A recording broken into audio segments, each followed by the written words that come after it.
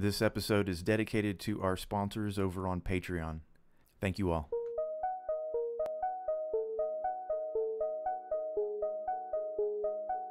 Welcome back, Gab. How's it going? It's going good, Blab. Awesome. Glad to hear it. How have you been? We've been delayed. It's been stupid. Like, I had people in my house yesterday. Can you say what was going on, or do you want to say? There's been this long-standing leak in my apartment roof, and some guys came. Supposedly, it's been fixed for like the 8th time. I don't really know. Is it a stream or a drip? Like, it dripped straight for like 13 days. 13 slowly. days. So how often did you have to change the bucket? No, never. It evaporates faster than it. I mean, it evaporates just as fast as it. Interesting. So it's a very small drip. Yeah, it's like twice a minute maybe. Oh, okay. Drip. And it's fixed? Drip. Supposedly, it's not dripping anymore. They came and did the interiors, you know. Follow-up question to it's not dripping anymore. Is it raining still? Or is it wet up there? Not that I know of. So who can say? Yes, exactly. I'm just waiting for the next big snowstorm or the next big rainstorm to come through, and I have the buckets ready because I feel no confidence that it's been repaired. All right. So, for the benefit of those listening, we're going to break this chapter down into 3 roughly equal parts. Not that it much matters, but there's kind of an introduction section. There's kind of a getting to know the people of the school section. And then there's kind of a learning section. And we're going to talk about those 3 things in chronological order as they come up. But let's begin with the introduction, shall we? Yeah. You know what? Let me tell our dear listeners what happened in the last episode. Oh, that's a good idea. In our last episode, Ged traded the tutelage of Ogian the Silent for that of the school on Roke Island. His journey to the school was by sea, and it was at the end of this journey where we left him. The boat named the Shadow, which comes up again in this chapter. I have come to the conclusion that the title of chapter 2, which was The Shadow, correct? Mm-hmm. That was not the boat. Mm-hmm. Because I don't disagree. The boat is not called the Shadow. Yeah, I thought it is just Shadow. Shadow. You're right. If you're going to refer to that boat, yes, you would call it that boat, Shadow. Yeah, that's true. You wouldn't say the Blab or the Gab. You just say, hey Gab, hey Blab. Yeah. Get aboard, ye on Shadow. Well, I think we kind of thought that, or at least kind of mentioned that last time too. I mean, that chapter did have a dual shadow thing going on. So it did. And the shadow theme continues into this chapter as well. Yes, yeah. So it's a pretty small island, but it's quite populated and interesting. And the people in the village that he's asking instructions for to get into the village, like, speak in riddles and kind of tell him that it kind of seems like you've just stepped foot in the first village in some video game, like RPG video game. Sure. That you gotta like figure out what's going on, but they won't actually give you missions. They just give you riddles. It's almost like a tease. Like there's probably not a lot on that island other than the school. And so when he's asking after the school in the village of Thwill, the gentleman that says to him, the wise don't need to ask and the fool asks in vain. Yeah. Because it's right there. Yeah. Right? Like, the school is right there. It's this big building around the town is like okay, do you know built up around it. That French You're talking about the island that is... Yeah, it was a cathedral. Is it Mont Saint Michel? It is a cathedral. Something like that. Mont Saint Michel, or is it... Well, why don't you look it up, Jill? Because I've unplugged my... Let's get it right. Keyboard, and I've got my phone right here. Mont Saint Michel, huh? Let me just quickly Google it. But it's that cathedral on a little island that is sometimes surrounded by water. It. That's pretty much Mont how Saint Michel. Picture it. It's a commune in France. It's got very few people actually live on the island, like the nuns that live in there, and I guess some of the shopkeepers. I have no idea. I've never been there, but that's how I picture it. Yeah, it's pretty neat. Only really accessible at low tide. But more out to the sea, obviously away from the mainland, unlike Mont Saint Michel. It is a pretty neat looking place. After speaking with the town folk, he does find his building. giving him riddles. Yeah. The wall, there's like, she describes it as a mean little door. And a mean little door. It's a cool description. I think in this sense, it just means like an average door, right? Yeah, sure. Like probably like naughty dark wood, perhaps, or something, some sort of wood that looks mean. I don't know. I mean, mean just kind of means like the middle or the average. Right? Oh, see, I didn't think of it that way. I'm thinking of I haven't done math in a while, so the word mean, in that sense, hasn't come up in that way. Yeah, that's true enough. I want to kind of explain how this part's laid out, because this is like the first of several encounters that Ged has with people at the school. Mm-hmm. And of course it's with what is he called? He actually doesn't have a name here. It's just the doorkeeper. Yeah, he calls himself that's the what doorkeeper. The narrator says. It's the doorkeeper. I think he says, "I am he," or something like that when Ged asks after the doorkeeper. Nevertheless, this is the first encounter that he has with somebody from the school, and it's like, "Hey, do you want to come in? Come on in if you can," but he can't. Yeah, and he's like, "I can't come in unless you help me." Yeah, and he said unwillingly, like he didn't want to admit to it. I mean, who would? Didn't. Why would you? Who would want to? If you're being sent to this school, you've got this letter. You assume you'd be able to walk through the door, right? I don't know. And if you can't walk through, but if you can't walk through. He tries twice. In your mind, or in my mind, I would think that means like I'm not worthy. Like maybe I shouldn't be able. If there's to some little old man who's just sitting there and looking at you with kind eyes and says, "Come on in if you can," and you try and you fail, and you try again and you fail, and you're kind of grumpy about it because you think they're making fun of you because you're a crazy person. Mm-hmm.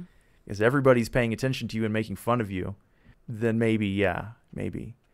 But he does ask for help. Even though he unwillingly asked, his willingness to ask is a positive character trait, because somebody else would have just maybe thrown a tantrum, or who knows what, like so many other scenarios. Those people don't get into the school, right?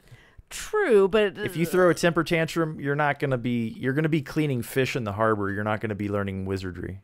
He has an interesting sense of self, like when he made the decision to come here, but also that sense of, or that drive to be great at the same time, which he has good traits and he has bad traits. Right. And I think that his good traits outnumber his bad, but we see both sides of him throughout this entire chapter. Yeah. We see him do good things, and we see him do and feel and say bad things. Yeah. A lot. Would you say more feel? Well, he doesn't express a lot of the stuff that he's thinking and feeling, but we do get that insight because it's of the narrator. More in his head, or we're told that about him, more than he shows it yet. He also does show it, though. Like, he showed it in the last chapter when he was going through Ogien's books, right? He was spurred into action by pride. Yeah, like that girl manipulated his pride until he went and tried to show her, I'm going to show that girl. Yeah. I can too raise the dead.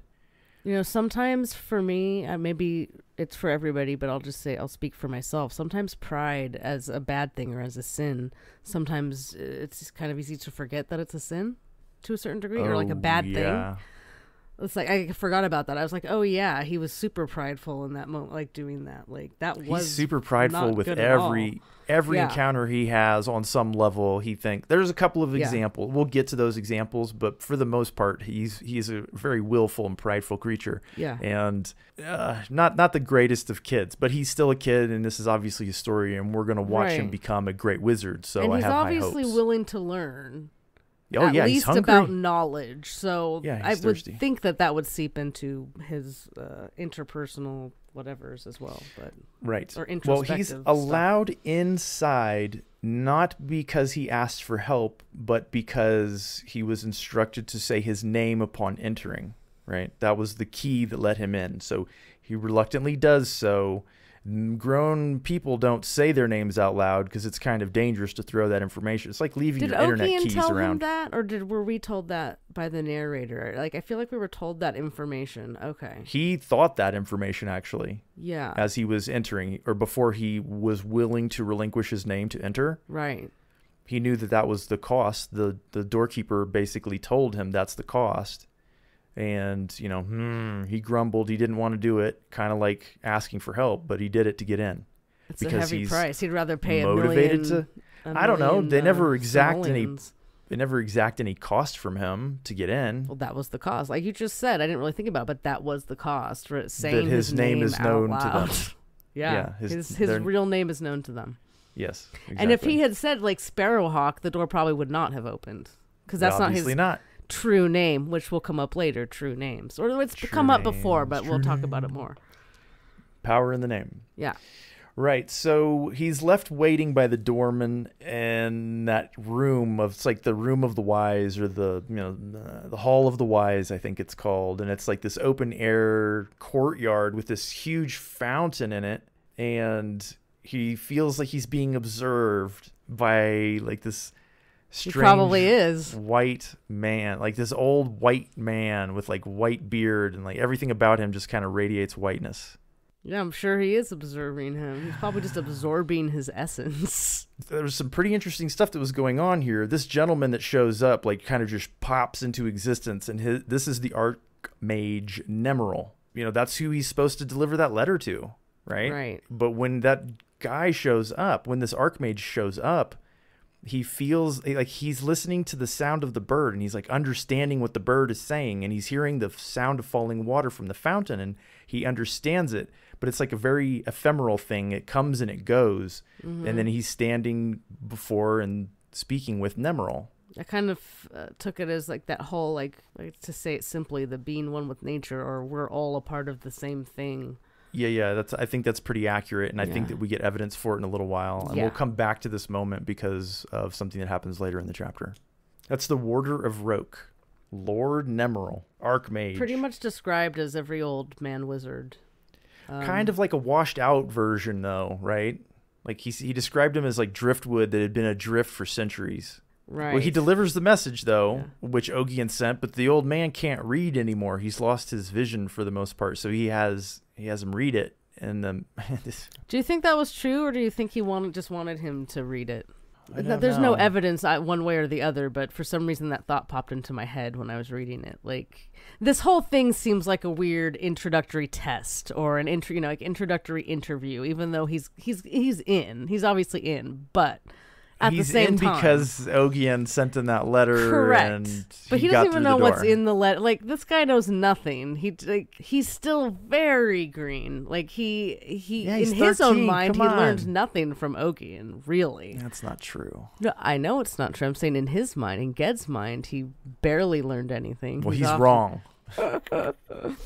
But I feel like this is like an the first interview, so to speak, or the second interview, whatever. This is a test. This is his first schooling, even though this guy, it's very minimal. I'm not really sure all that was going on in this scene, but I do know he was asked, like, why is he here, essentially? Like, whose will are you here for? And he's like, mine. And then he gets this strange feeling like he's in the middle of a deserted place surrounded by shadows.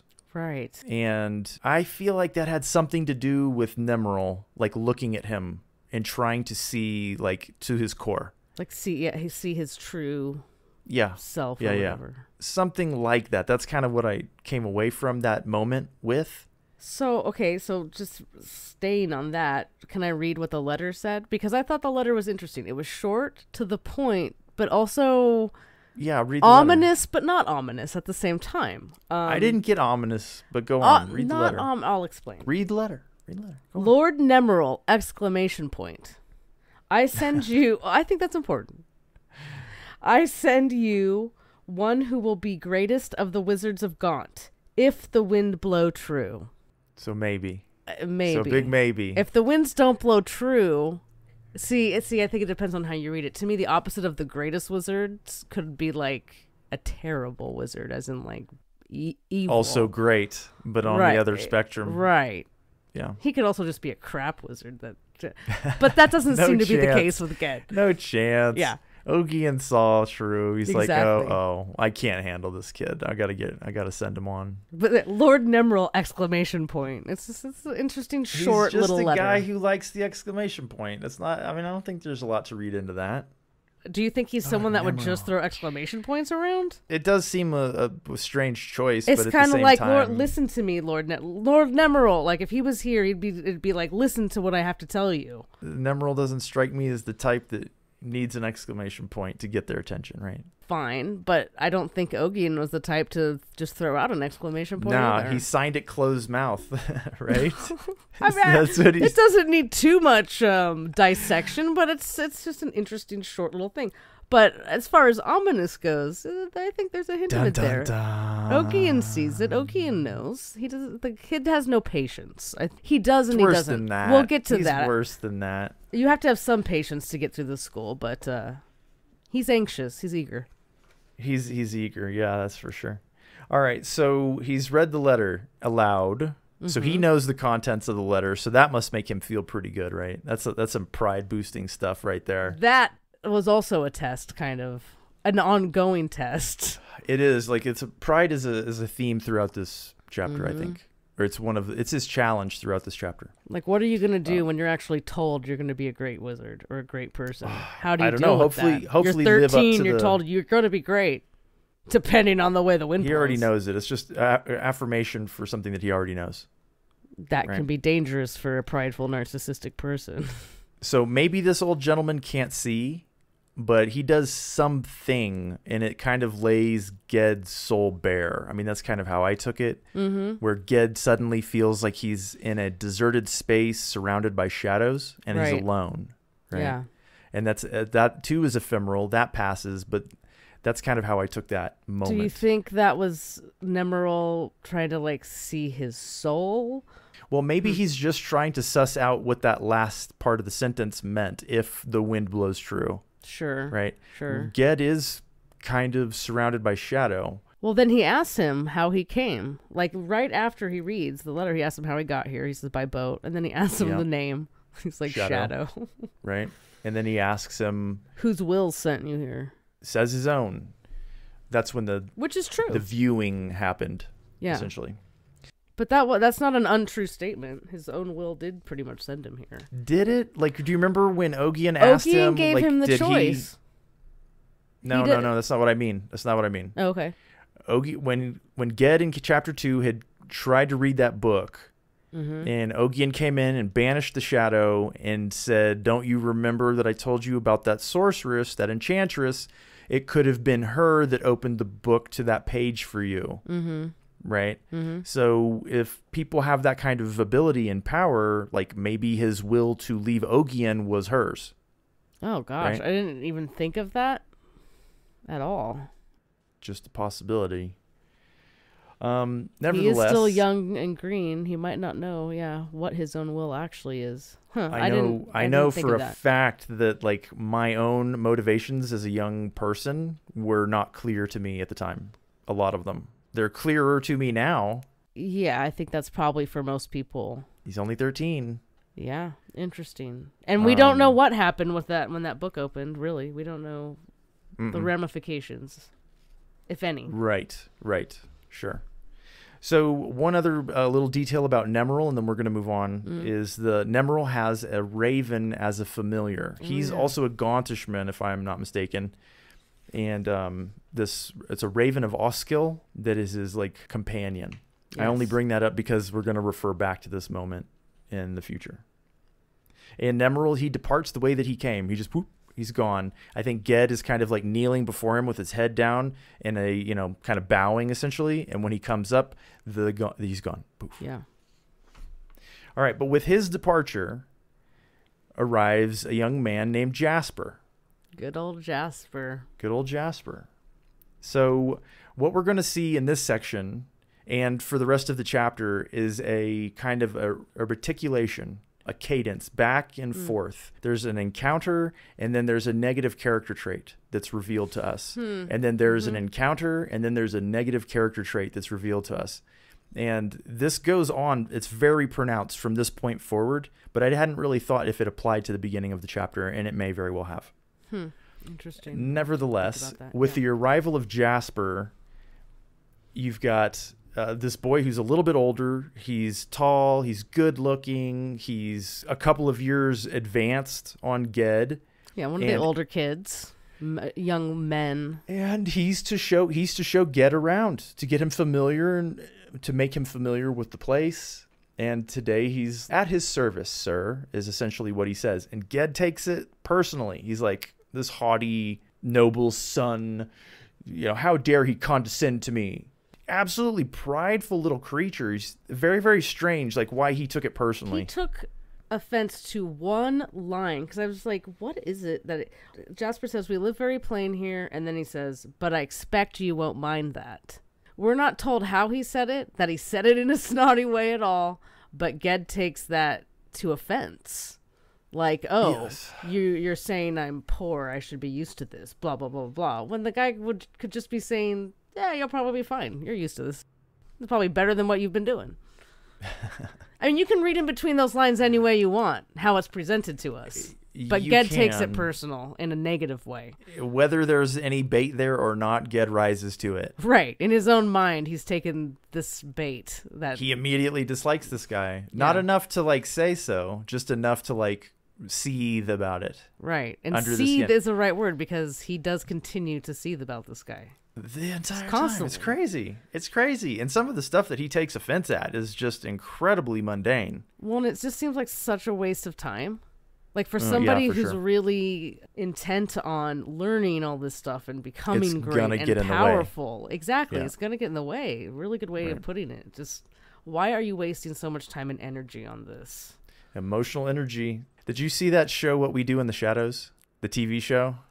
It's very funny. Keep seeing it. Is it worth watching? I like that Barry guy. Is it Matt Berry? Amusing. Is he in it?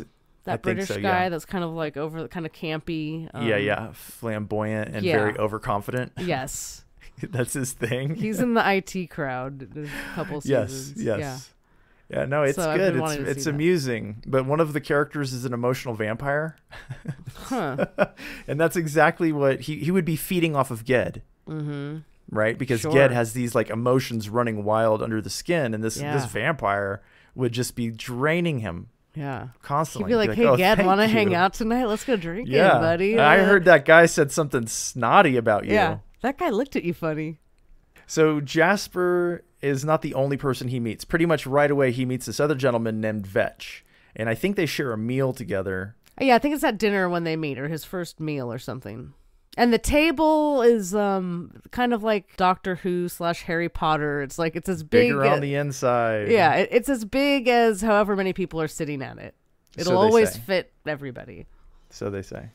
Well, do you want to describe or explain Vetch real quick? Or, I mean, his name makes him sound horrible, but he's described as this really... Why don't you describe Vetch? Oh, well... he's just described. Is he described as kind of a larger fellow? He's nice. He's overweight. He's darker than them. He's dark skinned. He's from the Far East. He just seems really jolly, I guess. He's or friendly. Nice. Yeah. Yeah, he's genuinely nice. He's just a nice Ged guy. Seems to like him or not be annoyed by that, which I also find interesting. Yes. I could have seen Ged being annoyed by this guy. Yeah, but this guy's very straightforward. He's not. That's true. There's no posturing. I think that's part of what Ged doesn't like about Jasper. Well, Jasper's a rich kid from a nice family, and Ged is not. He's the poorest of the poor.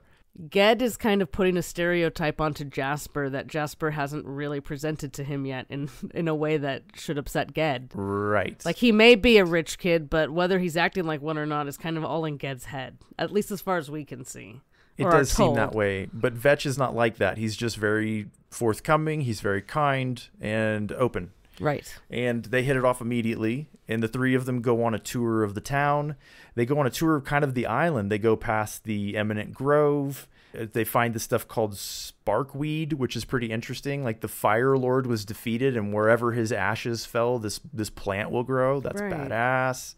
And eventually, after wandering around the island a bit and seeing kind of the local attractions, they come to this point where they start talking about oh, this is the place where magic is strongest on the island. Show us what you can do, Ged. Yeah. And he gets bummed about that too. He's like, how dare they challenge me?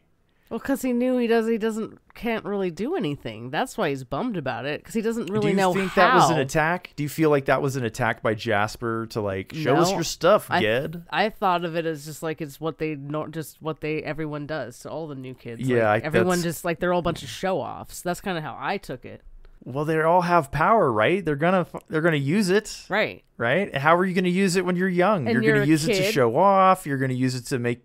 This is how you prove the hierarchy. I mean, yes, it's older kids. He's not at the top of the hierarchy. Exactly. And that's probably what's making him mad. It really gets under his skin. Yeah. Okay, so let's think about it. So he was like this his aunt, kid, right? Big fish, little pond. Right. But he's bigger than his aunt. I mean, he saved his village. Exactly. I'm destined to be a great wizard. I weaved these two spells together, blah, blah, blah, yada, yada, yada, and the town was saved. It totally happened. It's not a lie, but he doesn't know how or what he did, that's probably true-ish, but this is his first day, by the way. Right. Let's not forget. This is all one day. This whole chapter is one day.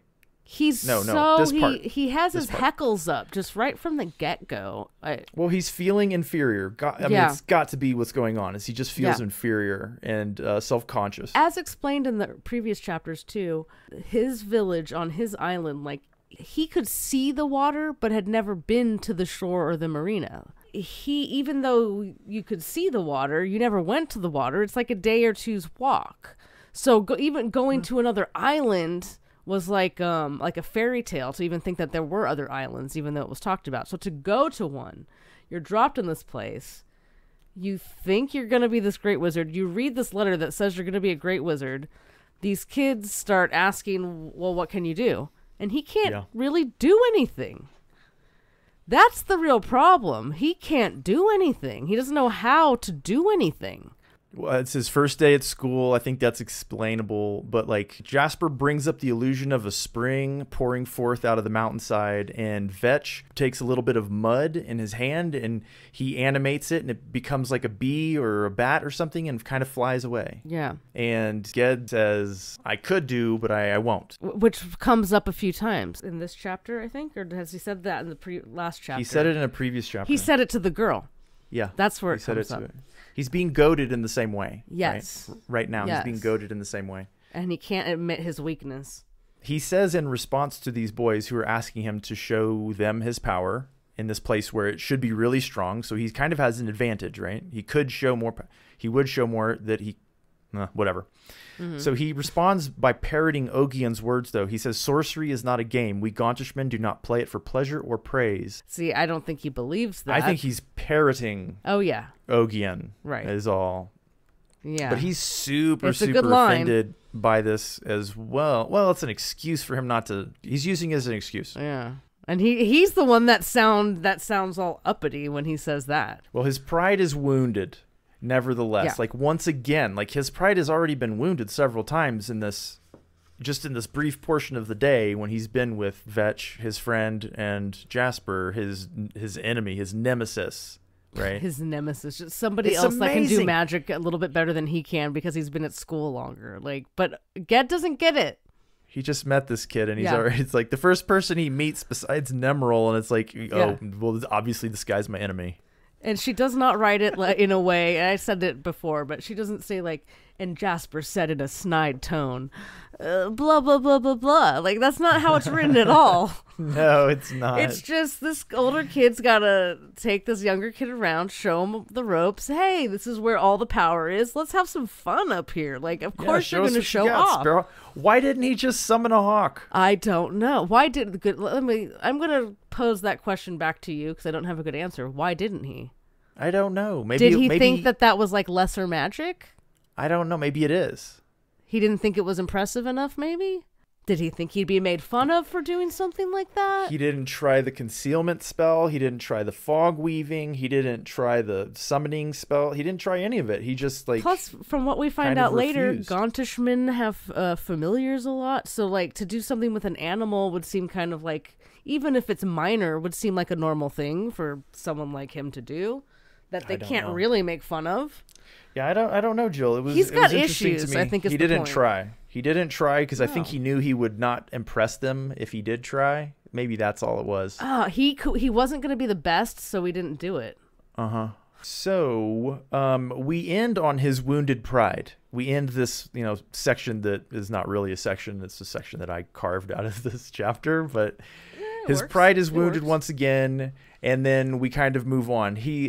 He answers this wound to his pride by knuckling down at his studies, and like we go forward now kind of in time, like in a montage, like a learning montage where he's introduced to sailing with, who are they? It's Master Windkey teaches them sailing out on the water, but they don't steer these boats with rudder and sail.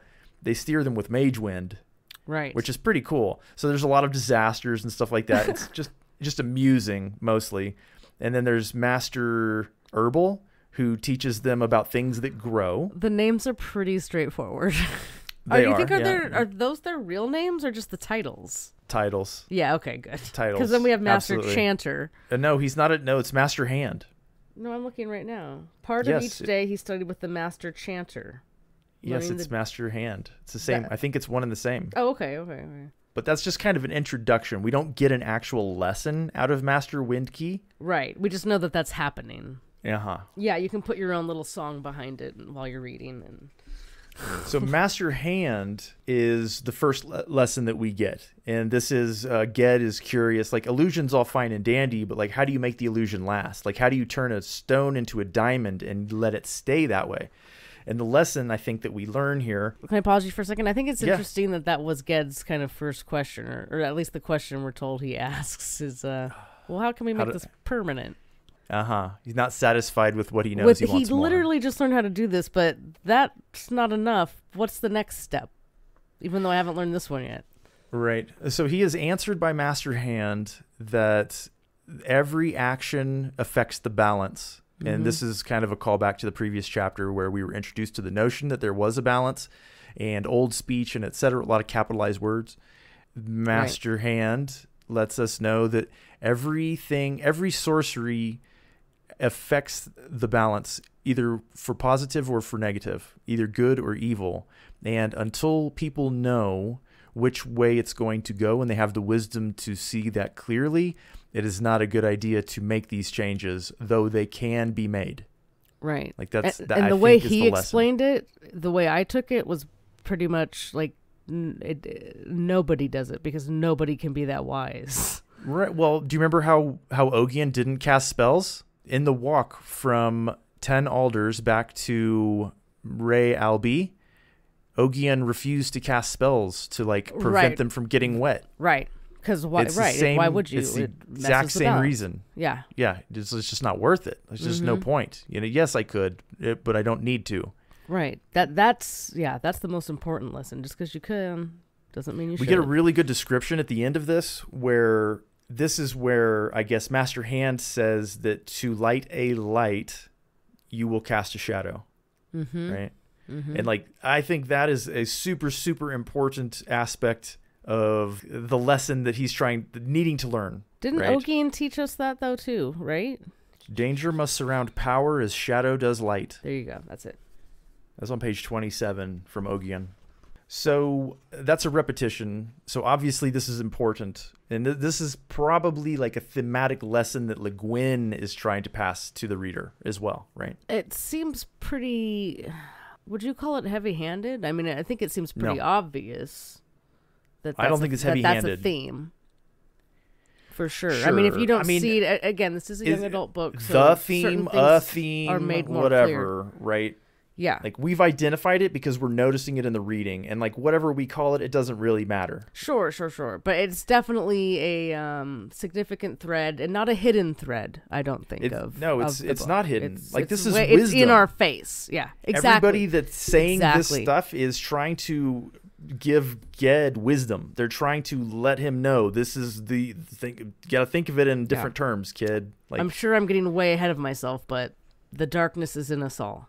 We've got to fight. We've got to fight this. I'm a big believer in balance and I think that's good vibes great. And things like that. I mean, that sounds hippy dippy. Like it does. I put air quotes around believe, but I think that's balance and nature and like pattern and all that stuff. It exists in our world, So have you ever looked into like Le Guin? Well, you know what? I'll tell you I what. haven't. Let's talk about it at the end. Sure. But we'll talk about Le Guin's philosophy. Sure. Yes, at the end. Okay, so that essentially is the lesson for Master Hand. Mm-hmm. We have another master, a master namer, who is not actually there at the school. He lives in the isolate tower on the very north side of the island, which is like several days' walk away. And he and Ged and 7 others are sent there to memorize names, essentially. The true names that they use in their sorcery and their wizardry. That's the place that makes me think of Twin Peaks: The Return, the White Lodge Tower. Can you say this guy's name? Can you tell me what page it's on, just so I... No. It's Kurem Kurmaruk. Wait, is it Master Kurem Karmaruk. Wait, what page is it? What page? I don't know.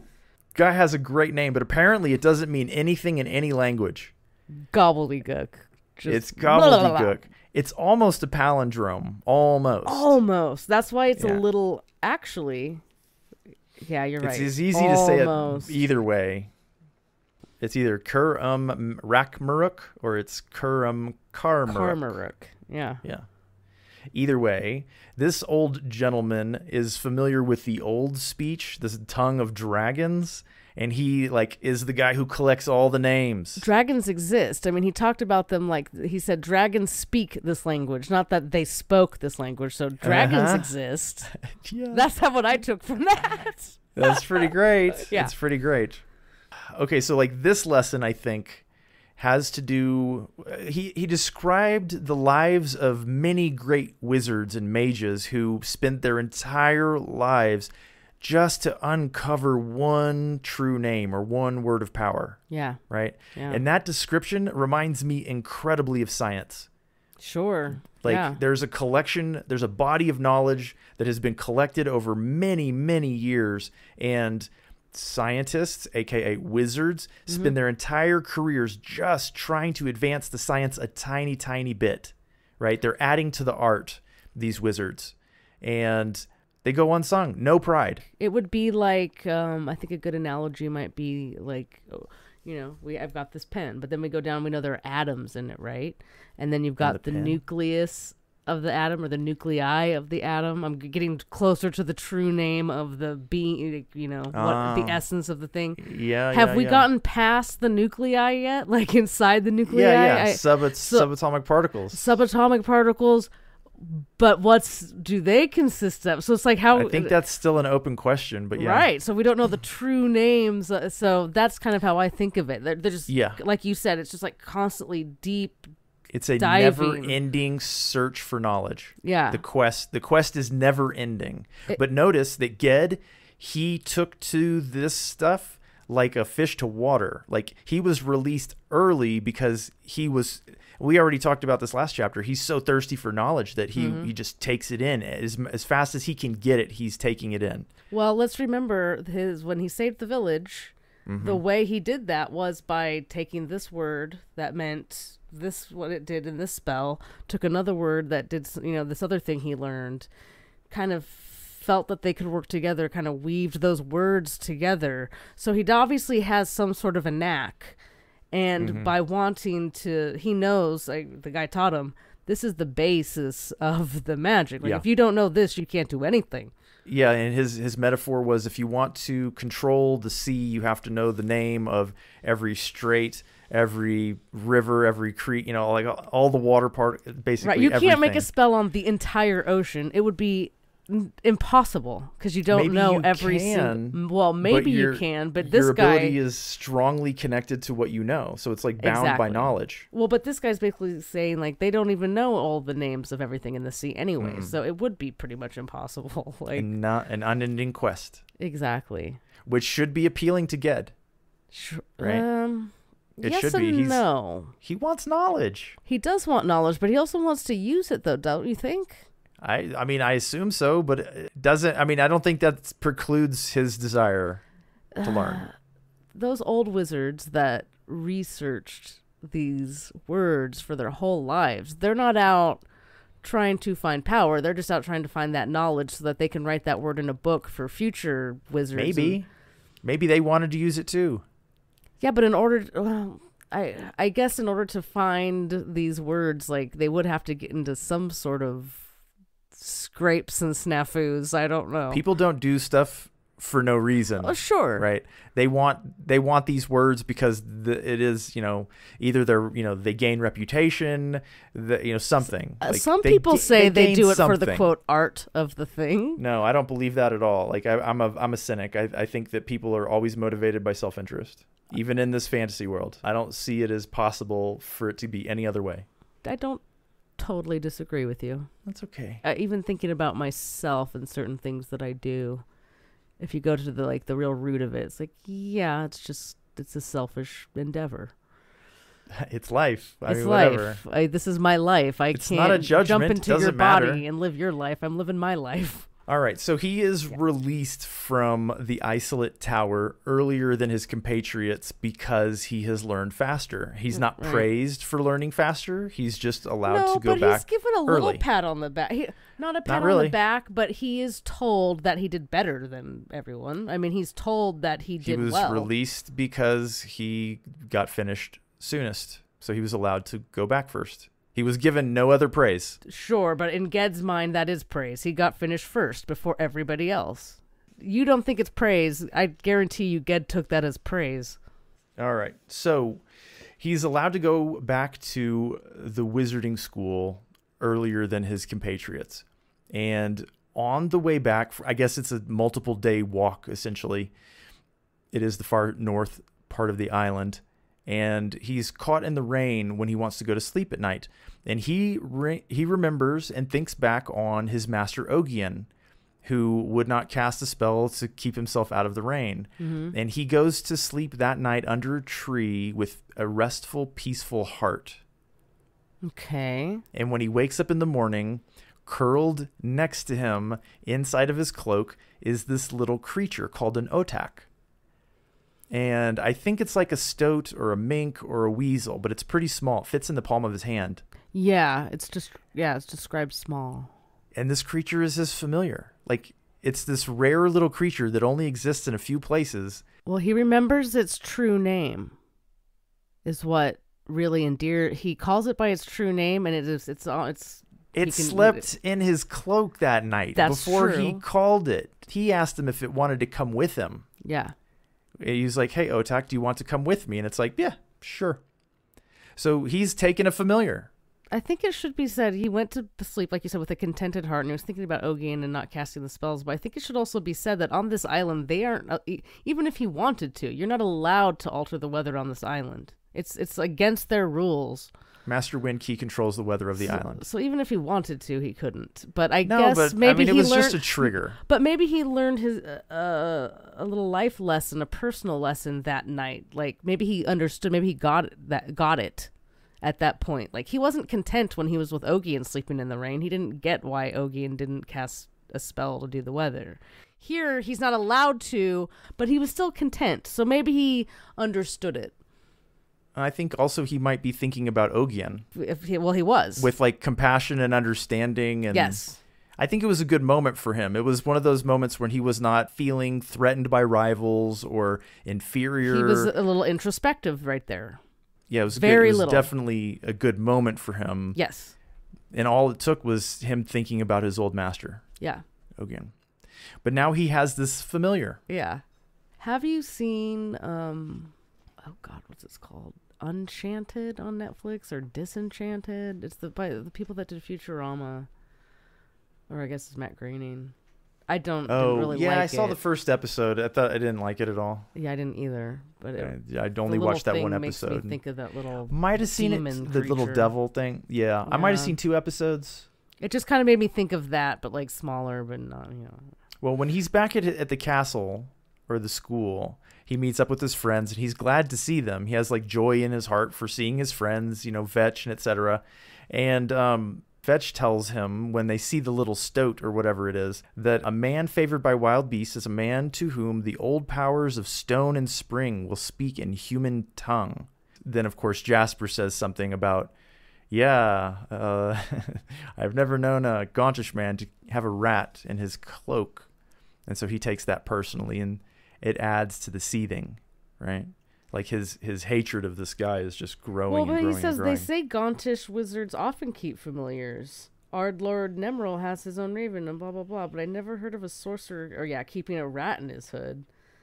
So that's obviously a little dig there. But it's an older kid dig. I mean, do you remember on the boat? Obviously, I bet you there's a little jealousy on Jasper's part there. He'd be like, oh, man, this guy's got a familiar. That'd be cool. That's very reasonable to assume, so yeah. Yeah. Do you remember on the boat, like, he got along with the kids on the boat because he did his fair share. He did his share of the work, and he tried to fit in, yes. right? Yeah. But, like, they're not other wizards, so, like, right. I'm sure he felt himself superior to them. I agree. He wasn't there to work on the boat. He was there for passage to a wizard school. So, yeah, he was just pitching in. Yeah, but they liked him. Right? Yeah, because he did pitch in. Yeah. And because he carried his weight or whatnot. You know, he wasn't pretending to be superior or whatever. I don't know. Like, around Jasper, though, like, Jasper brings out the worst in this kid. Yeah. He really, really does. Everything Jasper says is just turned to poison. And I feel like we're still not really given a good reason why. It does seem like it's all in Ged's head I think I'm going to propose something to you at the end, and you can tell me what you think about it. Okay. But for right now, I think it was interesting that you pointed out that the Archmage Nemeril also has a... So raven. Let's go back. Yeah. Let's go back. He has a familiar. Jasper saying that is giving him props. Like, oh, well, the Archmage, the big dude, so also has a thing. But because of that, that's why he throws in the little dig. You know, that's the older kid dig at the end. That's like, this is cool, but it's a dig. The balance. You're talking about balance. It's like you can't give somebody an outright compliment without giving a little bit of a huh. Plus, we've already been told through Ged, it makes note all the time. Everybody praises Ged when he does something cool, when he learns. All the other kids, all the wizards, Jasper never gives him a good word or a praise. No bad words. He just doesn't praise him. And Ged really hangs on to that. So he wants to be Jasper superior. Gave him praise there, a little backhanded praise, but then gave him a little jab as well, because got to keep that balance. Well, that's the backhand, right? Yeah. Well, he didn't say, oh, it's cool you have a familiar. He just said, oh, the Lord has a familiar. Some great wizards of the past have a familiar, including But I didn't know they kept Archmage, rats. Okay, go ahead, ATN. Go ahead, Gab. Does that into chapters? No, it doesn't quite. Almost. There's like one. There's only really one thing left. And that is there's like a festival that's going on. Yeah. Like the night of he has returned. Let's quickly perhaps? talk about this, yeah. The only thing that I really noticed of it. It's just more about the jealousy. Yes. There is a lord who was a previous student and his lovely young wife are visiting. Right. And during the festivities, Jasper is allowed to show off this gorgeous illusion of the growing of this tree. Yeah. With the golden apples and the lights coming off of it, and just beautiful description. Yeah, it grows, right? and then it's awesome. The young wife is very enchanted with him, and she loves it. Jealousy. Yeah, well, she loves what Jasper did. Well, she wants to take Jasper back home too. Yes. I don't think that's really the point. I think the point is that Ged is jealous of the praise and the attention. He's like, I could have done it better. Yeah. Okay, so this is my proposition to you. Yeah. You remember the shadow? And you had asked in the last chapter if I thought that the shadow had done something to Ged when it was there whispering to him in an unknown tongue. Mm-hmm. I think maybe yes. Yeah. I think maybe that this kid is actually kind of haunted and that that might be his shadow. Mm-hmm. Okay. His dark side, so to speak. Mm-hmm. This is all the bad characteristics, the undesirable traits. This is the stuff that surrounds the light that the kid is. Yes, right? Sure. Yeah. The shadow. I think that's what's going on. Yeah. The shadow being cast from his light is pretty great right now. And that's a lot of what he can see is just the shadow. Yes. Definitely. I don't think I think you kind of said it perfectly. I don't think there's really much to add to that. I think you're correct. Thank you, Lab. That was a very generous thing for you to say. I don't want to blab on. Yes. I wouldn't want to gab on. Let us talk also about the wizard now, the Archmage Nemeril. Because you remember in the very beginning when he first met Ged, there was that moment when... There were two moments in that meeting. One was when Ged thought he understood everything so clearly, and then it kind of vanished. And we've just been reminded that Nemeril is a Gauntish man that has a familiar. And Vetch told us that a man favored by a wild beast is a man to whom the old powers, capital O, capital P, of stone and spring will speak in human voice. So do you think that when the old man started to babble, that was what he was speaking, that was the language that he was speaking? That Ged, the old powers language, because look at what it says, stone and spring. There's a spring in that courtyard where they were, right? And he said he could understand the language of falling water. Do you think it's before I answer that, let me pose another question to put in the mix. When they were doing their illusions, you said, didn't Jasper water and spring stone from the from the stone? So that's interesting as well. Spring and stone. But Jasper's not Gauntish. But anyway, it's still interesting. Havnor, I believe, is where he's from. What was the question again? Do you think that was the language he was speaking, Nemeril? Yes, I would assume it's an older, deeper I definitely think language. Those things are tied together, and I think it's supposed to give us flavor and expectations for the future. But I mean, it was really curious, like how Nemeril, like the things that happened in Nemeril's presence were kind of astounding. Yeah, it was like otherworldly. Crazy insight that he has no right to expect. Yeah. And then seeing himself in that desolate place surrounded by shadows. Yeah. That's what gave me the idea, right? Is because... Like Nemeril was like looking inside him? Well, I read the chapter, right? And I'm going through and I read all this stuff about Nemeril and I'm interested in it and I try to read it carefully to understand it, but I don't know what's going on. But then at the very end of the chapter, I'm reminded that he had a familiar. And that people with familiars are sometimes spoken to by these old powers. And old Ged, hearing that language being spoken or whatnot, some of it was familiar to him, but it was all words that he didn't think of as magic. And yet it was having that effect. It was having that effect that he was just kind of understanding things. And then he's given a familiar. You know, he's granted a familiar by the old powers is kind of how I took that. I don't know. I was very excited, but this is the end of the chapter. That's the chapter. That's the end.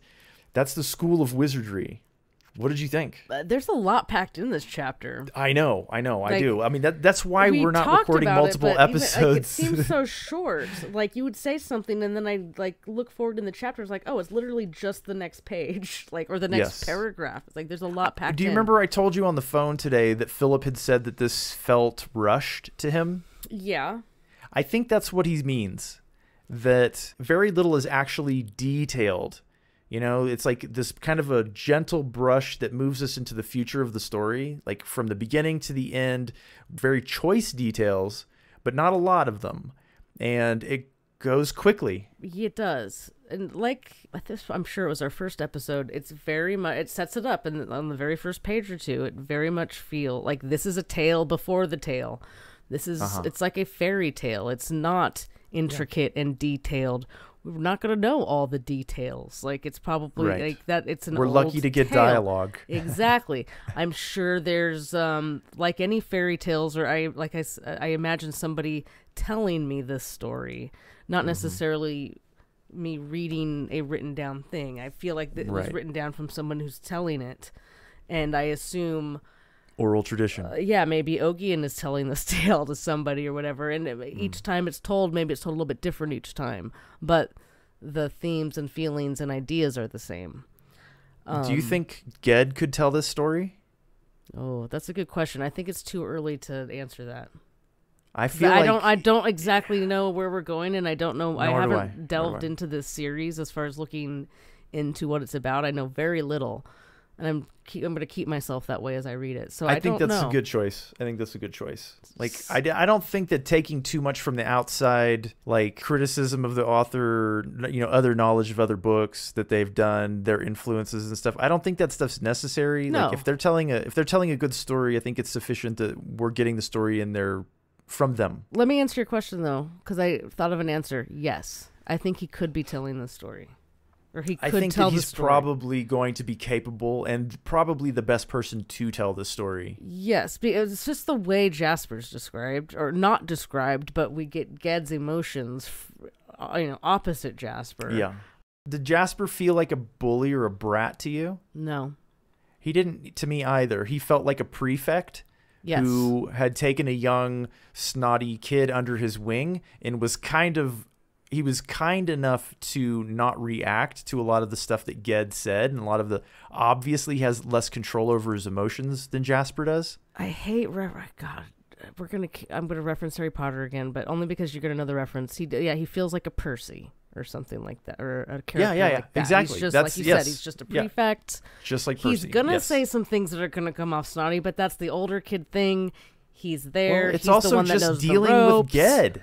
Ged's a brat. Exactly. He's a brat. He's testing the patience of this guy. Jasper's very, very nice to keep his temper. And I think I'm going to mention it again. He had to read that letter that said he's going to be like this great wizard if things work out right. Like, yeah, you his just head see his head growing. swelling. Yeah, it is growing. So what about Vetch? How do you feel about Vetch? I don't have too many feelings about Vetch at this point. He's kind of... I love him. Really? He kind of seems like a Sam character to me at this point. I get that. Totally. But it was the scene in... Not Lord of the Rings, but Game of Thrones.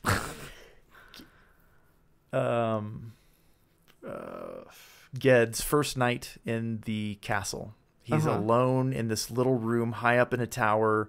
And Jasper comes and knocks on the door, and Ged is having these like circular thoughts of kind of negativity. He's like spiraling down the drain. He's alone and he's cold and he's kind of just spiraling. Mm-hmm. And then here comes old Vetch and he's like, hey, let me tell you about my homeland. Tell me about your homeland. Yeah. We're going to be good friends, right? And he just hangs out with them the whole night. Just good, normal socializing skills.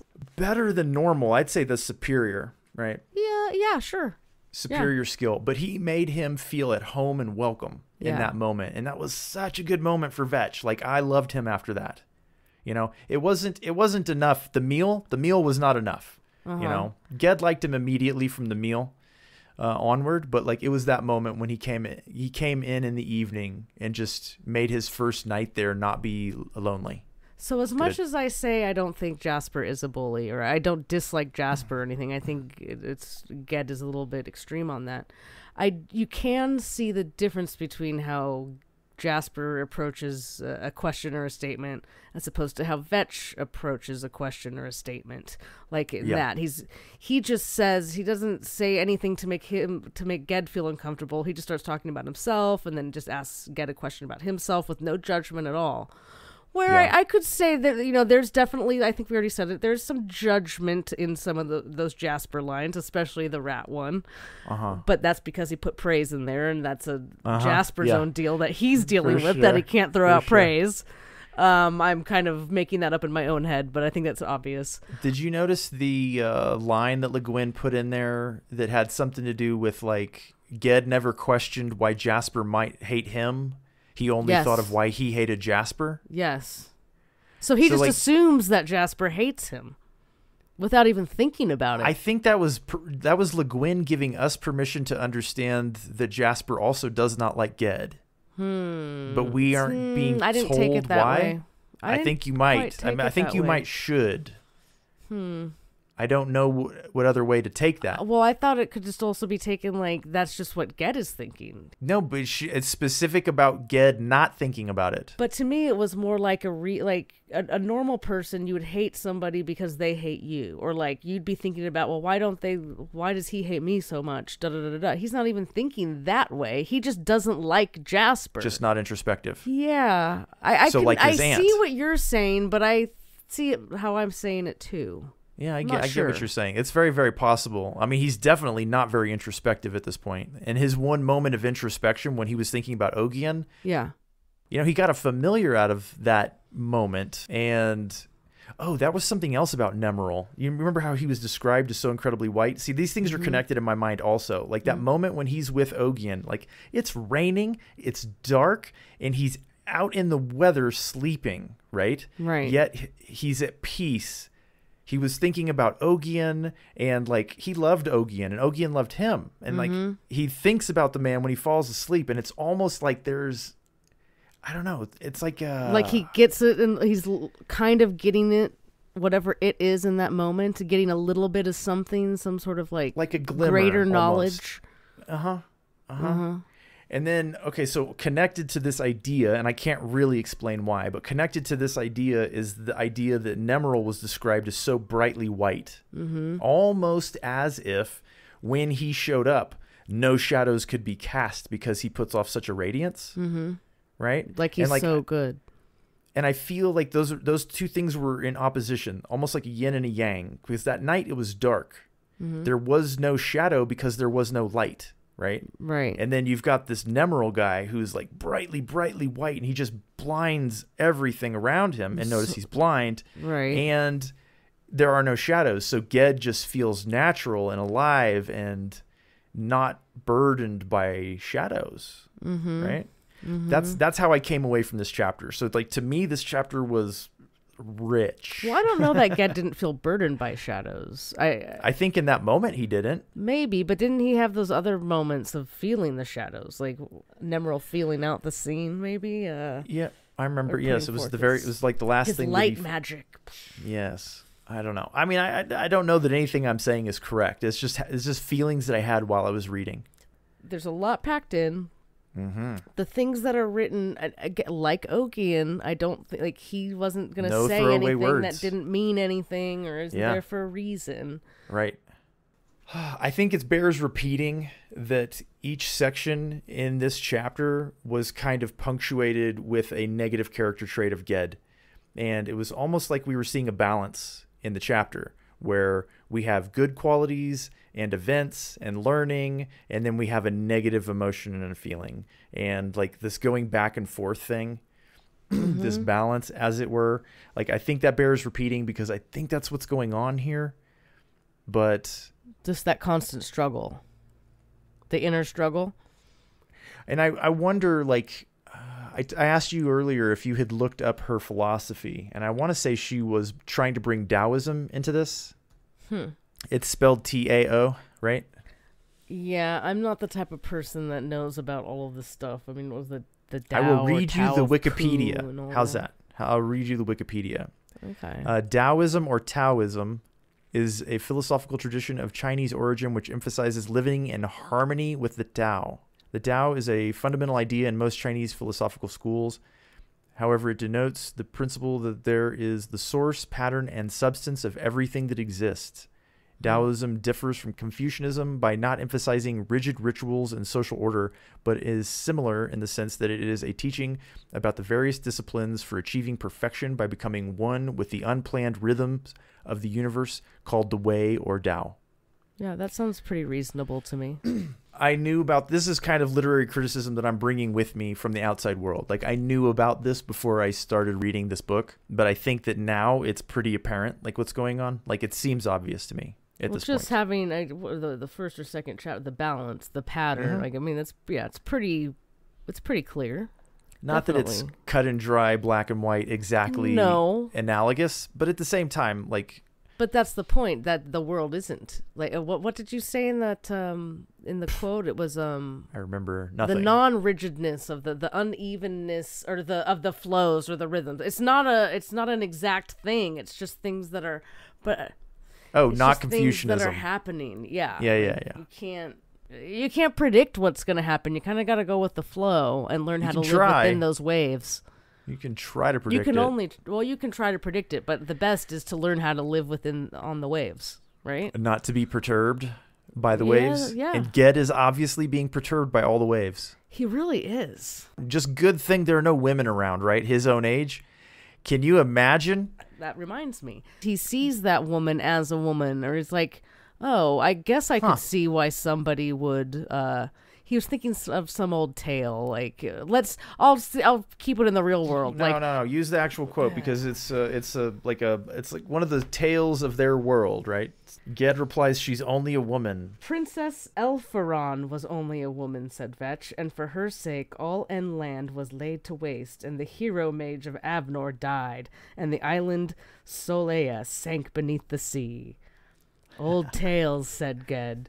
But he's starting to, I feel like he's, having not probably been around, he saw that one enchanting girl who he thought was ugly, but he wanted to please her. Right, but he sees this one as like, well, I guess this is a beautiful woman. I guess I can see. Like, I feel like he's starting to, his loins are starting to maybe go in that direction. Well, I'm just glad there are not any women here, because can you just imagine the chaos if he was trying to thwart rivals? There's something that he said, like, he wanted to make Jasper, like, I don't remember. It was terrible, though, and it was right at the end. He wanted to humiliate Jasper. That's his goal in life right now. Like, he doesn't say anything out loud. He just lets it stew, but, like, he wants to humiliate Jasper. It's like, this kid is sick. Yeah, he said, I could have done better, he said to himself, in bitter envy. And all the joy of the evening was darkened for him after that. Like, all the fun stuff, like, he couldn't even enjoy it. Right. So, like, this light was created, and it cast a shadow on him. He couldn't even look at the beautiful illusion that everyone thought was just so cool and just enjoy it. He could, because he didn't do it. No. He wasn't the one. So is he praised. A narcissist? Yes. Is it, like, all about him or else? At least to a certain degree at this point. He's very... Interesting. Into... Interesting. So what's next for us, Jill? Or, I'm sorry, Blab? The loosing of the shadow. Interesting. I haven't started this chapter yet, so interesting. Okay, so our next chapter, chapter 4, is the loosing of the shadow. And it sounds to me like, something bad's going to happen finally. But couldn't it also mean like the loosing of the shadow, as in like it becomes less attached? Yes, like yes, it becomes it's too early in the book. It's too early in the book for something like that to happen. Maybe it comes back. Maybe it's something we don't know I don't know what's gonna happen. Chapter 4. Ged finally overcomes all obstacles. It is pretty fast moving. I don't know what happens. Chapter in the 5. Paragraph.